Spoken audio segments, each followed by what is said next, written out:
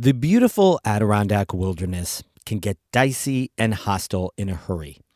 Fortunately, we have some trained safety and rescue experts working all over the region and the state, really. They're the New York State Forest Rangers, and they save people's lives. The state provides their gear to do these rescues, but rangers say it's not enough, and they have to buy their own gear on their own dime. A new foundation is trying to help out. That's today's story of the day. Support for Story of the Day is provided by Renew Architecture and Design, designing camps, custom homes, and more throughout NCPR's listening region. Details at renewarchitecture.com. Hey, I'm David Sommerstein. It's Tuesday, October 10th. First up, a coalition of environmentalists is urging Governor Kathy Hochul to support a new bill that would address climate change. It would require polluters to pay for New York's climate adaptation projects in her upcoming state budget. WSHU's J.D. Allen reports the measure was stalled last legislative session. By 2030, climate change is expected to cost New York an estimated $55 billion. The Climate Change Superfund Act could shift the responsibility of paying for shoreline restoration and other climate-resilient infrastructure projects to the fossil fuel industry and other corporate polluters. Margaret Marr is a Long Island volunteer with Food and Water Watch. Climate change is devastating. As a grandmother, I worry about my grandson and future grandchildren.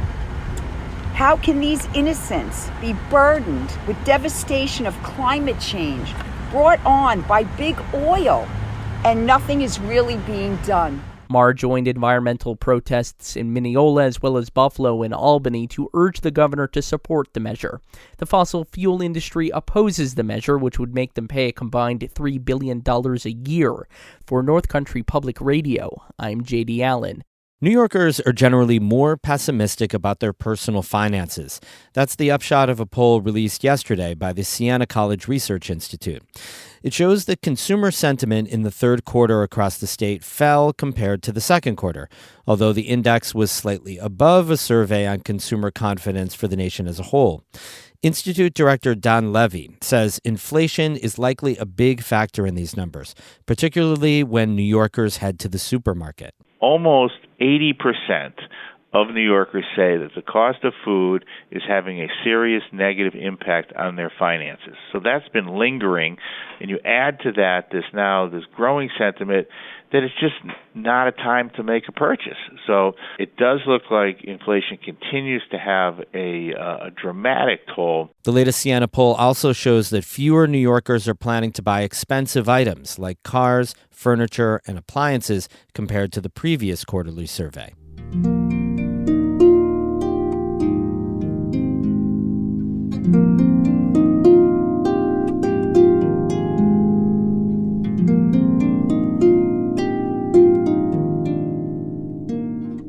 New York Forest Rangers work in some dangerous and difficult conditions. They fight wildfires, lead rescues overnight and in the dead of winter. They rappel from helicopters to airlift injured hikers off mountains. But some rangers say the state isn't giving them enough gear to do their jobs. As Emily Russell reports, a new foundation aims to raise money to fill those gaps. Forest Ranger Andrew Lewis has a lot of gear, stuff that's meant to keep him safe when his job gets dangerous, like different kinds of helmets.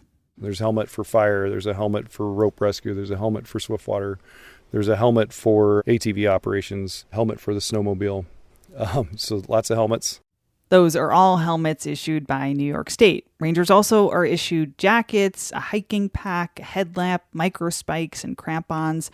Lewis works in the Adirondack High Peaks. He remembers what it was like graduating from the Ranger Academy back in 2016. At first, you're given a lot of gear, right? And you come out of the gate as a new Ranger, you're like, man, I just got a lot of gear. This is awesome. Then you start getting into what you're really doing, and you start realizing, man, I need that really bad.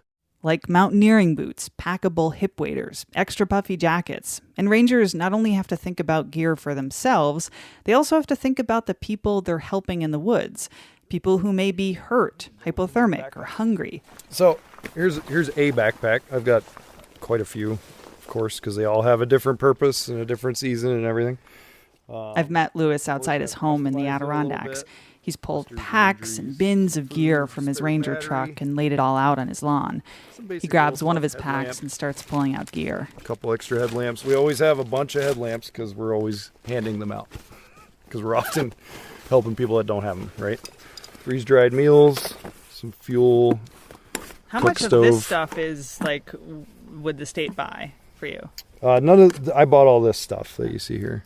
He's also used his own money to buy multiple sleeping bags, skis, snowshoes, heavy-duty mittens, and lots of warm layers. Lewis says he learned the hard way that he needs to carry extra puffy coats in his pack. And again, not only for himself, but for folks he may be rescuing. Lewis remembers a rescue when he sweat through his only jacket. And I'm standing there freezing going, okay, I know what I got to buy now. And guess what? That night, I'm on the internet shopping. And that's a daily occurrence for a new Ranger. I spoke with a few new Rangers on background for this story. One said they've spent about $4,000 of their own money on gear so far. Another said they had to buy a $400 pair of insulated mountaineering boots. That far surpasses the state's annual boot stipend of $150. So Lewis and two other Rangers have taken matters into their own hands. They started the Forest Ranger Foundation, a nonprofit to raise money for gear and training. Lewis says it's a way to fill the gap from what the state provides to what Rangers say they really need. The foundation is saying we're here to relieve the burden of some of that, right? Like it's a need. It's frustrating that it can't be met, but there's another way. They launched the foundation back in August. At the time, their boss, DEC Commissioner Basil Sagos, applauded their work. I couldn't be more proud of the Rangers starting a foundation. I mean, the state police have a foundation as well. That's really important for the sort of sustainment of the Ranger family for years to come.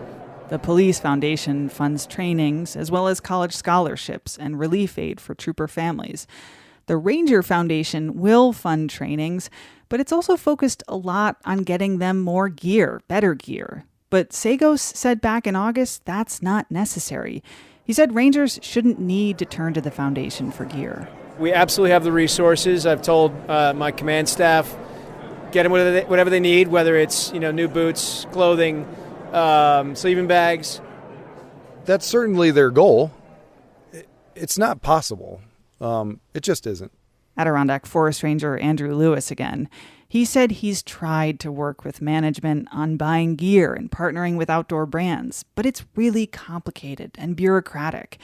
Every one of the 155 Rangers around New York State is different. They have different needs and desires. They work in different conditions. And Lewis says state protocols make even the simplest purchase into a complex or even impossible one. The foundation is not saying, you've failed us and we have to now fix this. We're saying, okay, this is a very challenging, heavy lift to properly outfit these widely diverse forest rangers doing widely diverse things. Let's step in and help out and try to meet these needs so that rangers aren't getting bitter or being under-equipped. Since the launch of the foundation in mid-August, Lewis says they've raised about $7,500, though he says they haven't really had time to do much marketing or outreach. They've been really busy with rescues lately. But Lewis is hopeful. He says their target donors are folks who know how important it is to have well-equipped rangers. If you're somebody that recreates, if you like to push the limits in the woods, you want to know that the best possible responders are coming for you with the best possible equipment. And the best possible training. Lewis's goal is that the foundation will fund trainings that will make New York State Forest Rangers among the most skilled search and rescue teams in the world. Emily Russell, North Country Public Radio, Keene. Human profiles and issues like that one. Stories from the grassroots up. That's why you listen to Story of the Day and to North Country Public Radio. We introduce you to regular people making a difference in the North Country, pointing out problems, trying to solve them. Yeah, we cover the politicians too, but our specialty is putting real people in their own words on the radio. It's local journalism at its best and most important. Help pay for the journalists to reach those people, your neighbors, with a donation at ncpr.org/give. It's our fall fundraiser right now, and the success of public radio depends on you. Give now as generously as you can, ncpr.org/give, and thank you so much. Music today by Eddie Lawrence of Moira and Martha Gallagher of Keene. I'm David Summerstein, North Country Public Radio.